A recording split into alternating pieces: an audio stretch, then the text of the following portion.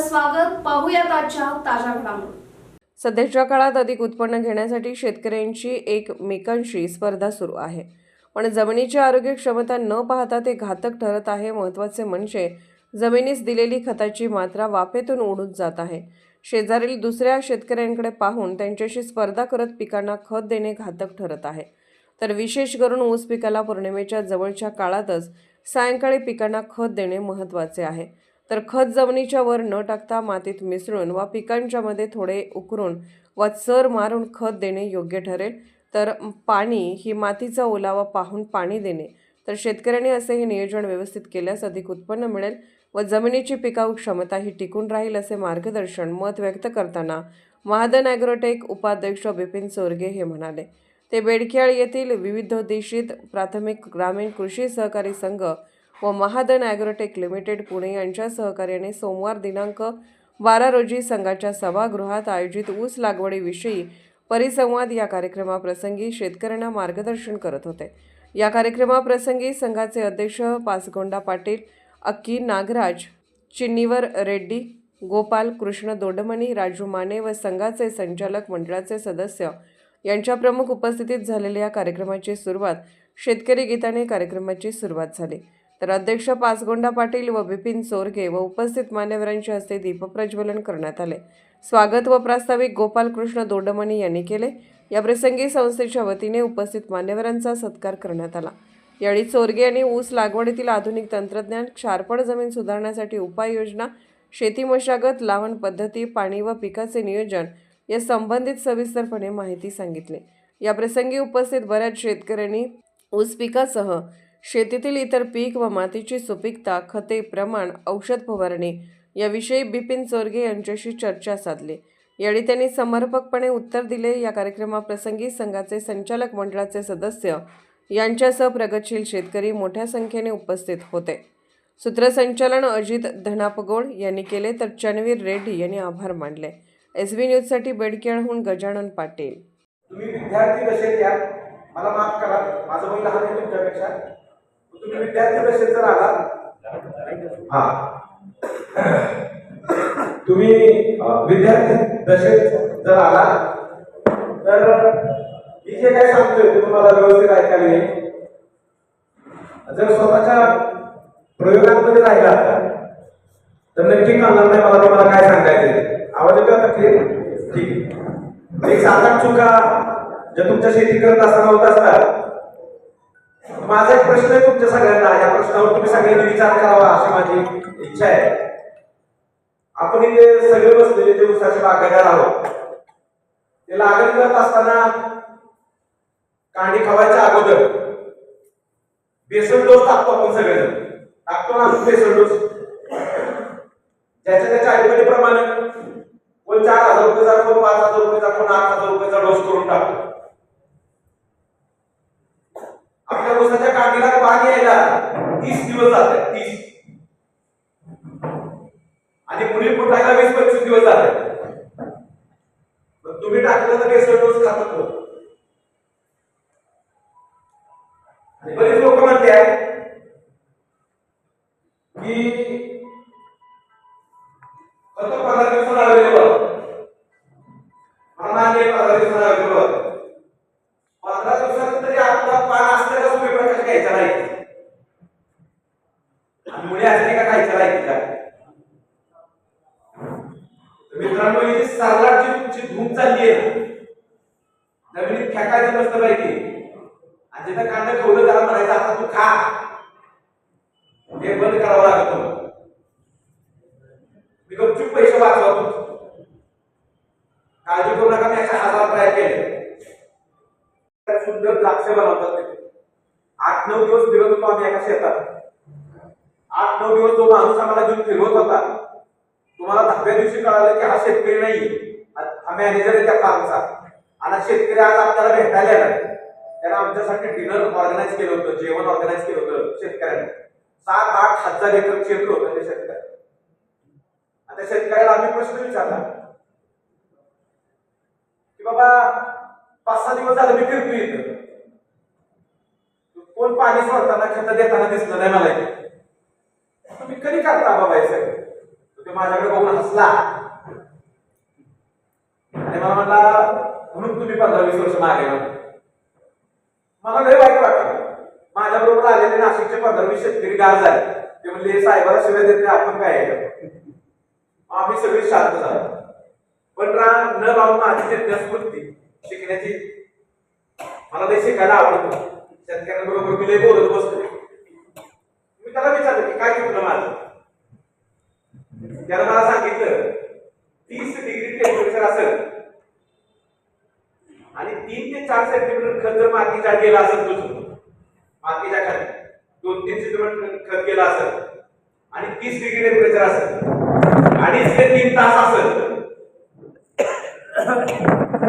तर तो म्हणला 2.5 ते 3 तासाच्या सूर्यप्रकाशात मातीच्या पुढे आग गेलेली खत सुद्धा 90% उडून जातात. याला व्हॉलटायझेशन ऑफ फर्टिलायझर्स, खतांचा धूर होणे असं म्हटलं जातं.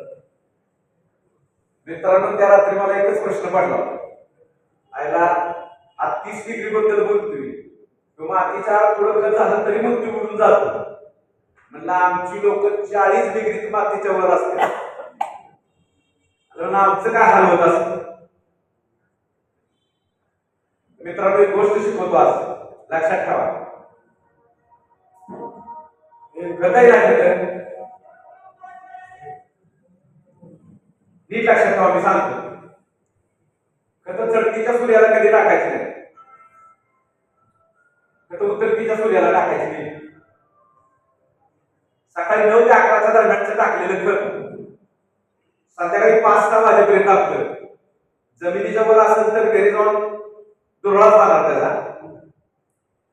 जर मात्याने केला असेल तरी त्यांची जी गोल्डन आवर्स असतात, जैव रासायनिक अभिक्रिया करण्यासाठी ठेवलेले तास, पहिले 24 तास, त्यापैकी 18-19 तास कमी टेम्परेचर जर त्यांना भेटलं तर मातीमध्ये मातीवर आणि सेंद्रिय कर्बावर चिकटण्याची त्यांची प्रोसेस पूर्ण होऊन जाते. आणि एकदा का त्याला दुसऱ्या पदार्थाचं टेम्परेचर भेटलं की मग सूर्य आडवा उभा तापला तरी ते पहिल्या रिॲक्शनला उडून जातं, त्याचा दूर होत नाही. माझा चौथा मुद्दा सरळ होता, चढतीच्या सूर्याला न टाकता उतरतीच्या सूर्याला टाकायचं. 3-4 नंतर ಫಂಕ್ಷನ್ ಮಾಡಿರ್ತಕ್ಕಂಥ ಒಂದು ಕಾರ್ಯಕ್ರಮ ಮಾಡಿರ್ತಕ್ಕಂಥ ಉದ್ದೇಶ ಏನಪ್ಪ ಅಂತಂದರೆ, ರೈತರಿಗೆ ಕಬ್ಬಿನ ಬೆಳೆಯಲ್ಲಿ ಏನೇನು ತೊಂದರೆಗಳದಾವೆ ಅಂತಂದರೆ ಅವರು ಭಾಳಷ್ಟು ತೊಂದರೆಗಳು ಇರ್ಬೋದು. ಅಂದರೆ ನೀರು ನಿರ್ವಹಣೆ ಇರ್ಬೋದು, ಪ್ರತಿಯೊಂದು ರೋಗ ನಿರ್ವಹಣೆ ಇರ್ಬೋದು, ಕೀಡೆ ನಿರ್ವಹಣೆ ಇರ್ಬೋದು. ಇದರ ಬಗ್ಗೆ ರೈತರಿಗೆ ಸುಮಾರು ತೊಂದರೆಗಳಿವೆ. ಈ ತೊಂದರೆಗಳ ಬಗ್ಗೆ ಮಾದನ್ ಕಂಪನಿಯಿಂದ, ನಮ್ಮ ಮಾದನ್ ಕಂಪನಿಯ ಅಸೋಸಿಯೇಟ್ ವೈಸ್ ಪ್ರೆಸಿಡೆಂಟ್ ಆಗಿರ್ತಕ್ಕಂಥ ನಿತಿನ್ ಚೋರ್ಗೆ ಅಂತ ಹೇಳಿ ಅವರು ಇವತ್ತಿನ ಕಾರ್ಯಕ್ರಮಕ್ಕೆ ಚೀಫ್ ಗೆಸ್ಟ್ ಆಗಿ ಬಂದು ಅವರೇ ಎಲ್ಲರಿಗೆ ಸಂಬೋಧನೆ ಮಾಡಿದ್ದಾರೆ. ಅವರು ಮಾಡಿರ್ತಕ್ಕಂಥ ಸಂಬೋಧನೆ ಎಲ್ಲ ರೈತರಿಗೆ ತಿಳಿದಿದೆ. ಹೀಗಾಗಿ ಎಲ್ಲ ರೈತರು ಕೂಡ ಇದರ ಬಗ್ಗೆ ಒಂದು ಒಳ್ಳೆಯ ಒಪಿನಿಯನ್ ಇಟ್ಕೊಂಡಿದ್ದಾರೆ. ಮತ್ತು ಇದೇ ರೀತಿಯಾಗಿ ನಮ್ಮ ಮಾದನ್ ಕಂಪನಿಯಿಂದ ಕಬ್ಬಿನ ಬೆಳೆಗೋಸ್ಕರನೇ ಪ್ರತಿಯೊಂದು ಸೊಲ್ಯೂಷನ್ಗಳನ್ನು ಮಾದನ್ ಕಂಪನಿಯಲ್ಲಿ ಇದ್ದಾವೆ. ಇದರ ಪರವಾಗಿ ನಾವು ಮಾರ್ಕೆಟಿಂಗ್ ಮಾಡಿರ್ತಕ್ಕಂಥ ಉದ್ದೇಶ. ಹಾಗಾಗಿ ನಾವು ಮಾದನ್ ಕಂಪನಿಯ ವತಿಯಿಂದ ಎಲ್ಲ ರೈತರಿಗೆ ಕೇಳ್ಕೊಳ್ಳೋದೇನಪ್ಪ ಅಂತಂದರೆ, ಪ್ರತಿಯೊಬ್ಬರು ರೈತರು ನೀವು ಅಂದರೆ ಹೊಸ ಪದ್ಧತಿಯ ಪ್ರಕಾರ ಆಧುನಿಕ ಪದ್ಧತಿಯ ಪ್ರಕಾರ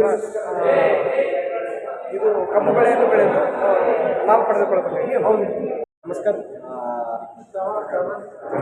मी विपिन चोरगे. शेतकऱ्यांच्या ज्या चुका होत असतात त्या चुका करेक्ट करण्याच्या दृष्टिकोनातून मी एक 4-5 मुद्दे सांगितले होते. त्या मुद्द्यामध्ये असं सांगितलं होतं की भर उन्हामध्ये खतं टाकणं एकदम चुकीचं आहे. खतं थोडीशी लाईट प्रकाशामध्ये, म्हणजे चढतीच्या सूर्याला न टाकता उतरतीच्या सूर्याला टाकली तर फार त्याचा चांगला फायदा होऊ शकतो तुम्हाला. दुसरा मुद्दा अतिशय महत्त्वाचा आहे की खत मातीआड करणं प्रमाण बंधनकारक आहे. बरीच लोक वरच्यावर खतं टाकतात आणि मागून पाणी सोडलं की ते खतं खाली जातात.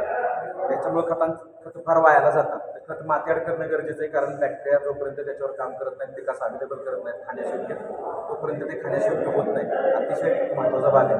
तिसरा अतिशय महत्त्वाचा मुद्दा आहे माझा, 2 उसाच्या मध्ये खड्डा करून जोपर्यंत आपली मुळीच्या साईडची माती जोपर्यंत तुम्ही चेक करत नाही तोपर्यंत पाणी द्यायचा डिसिजन आपण घेतला नाही पाहिजे.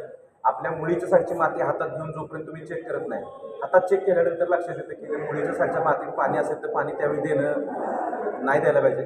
आणि पाणी जर नसेल परमनंट बिल्टिंग पॉईंटला जमीन आली असेल, म्हणजे मातीच्या कानावर चिकटलेलं असं पाणी जे की जी मुळी ओढू शकत नाही, म्हणजे कुठलं पाणी की आता दाबल्यानंतर तुम्हाला हाताला मॉइश्चर नाही लागलं असं पाणी, जोपर्यंत ती सिच्युएशन येत नाही जमिनीमध्ये तोपर्यंत तुम्ही दुसरं पाणी दिलं नाही पाहिजे.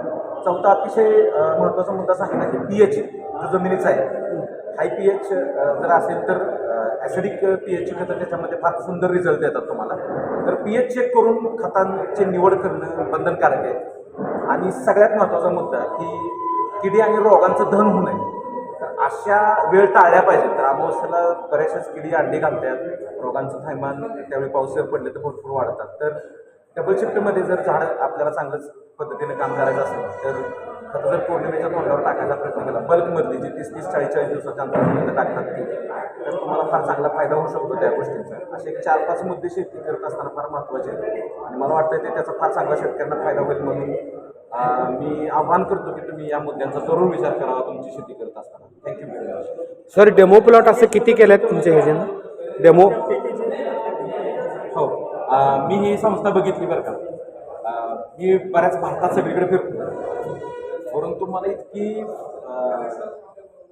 थोडक्यात मी तुम्हाला एक गोष्ट सांगतो, मी I can't express my base, परंतु मी एक गोष्ट सांगतो की इतकी सुव्यवस्थित आणि नीट आणि क्लीन आणि पारदर्शी संस्था पाहिली नाही मी. आणि मी खरंच ह्या संस्थेला सांगतो की असं जर काम असेल ना तर मला नाही वाटत की कुठला शेतकरी त्याच्यामुळं म्हणजे त्यांना प्रॉब्लेम येईल शेतकऱ्यांना. एवढी मोठी संस्था त्यांच्या पाठीमागं कार्यरत आहे आणि ह्या शेतकऱ्यांचा जो आत्ता जो बघितला मी अटेंडन्स बघितला, त्यांचा जो पॉझिटिव्हनेस बघितला, त्याच्यामध्ये ह्या संस्थेचा फार मोठा हात असणार आहे. Thank you very much. काय कंटिन्यू करा. सर आणखी एक तुम्ही आता ते म्हटलं आव्हान करून म्हटला की डेमो प्लॉट आम्ही करतो आमच्या वतीने. मी यावर्षी बेडकी ह्या गावामध्ये काका देतील तेवढे, परंतु प्रथमदर्शनी एक साधारण 10 प्लॉट मी घेतोय गावामध्ये. तर निम्मी प्रॅक्टिस शेतकऱ्याच्या पद्धतीने करावी, आम्ही निम्मी प्रॅक्टिस करू. मी सांगितलेल्या 5-6 मुद्द्यांवर मी हे प्लॉट करणार आहे 10च्या 10. वर्षाच्या शेवटी त्या शेतकऱ्यांना फायदा झाला का तोटा झाला ही ह्याच हॉलमध्ये ते शेतकरी स्वतः सांगतात. थँक्यू. राजकीय, सामाजिक, आर्थिक असा सर्व घडामोडींचा आढावा पाहायला विसरू नका SB न्यूज चॅनल आणि नक्कीच सबस्क्राईब करा.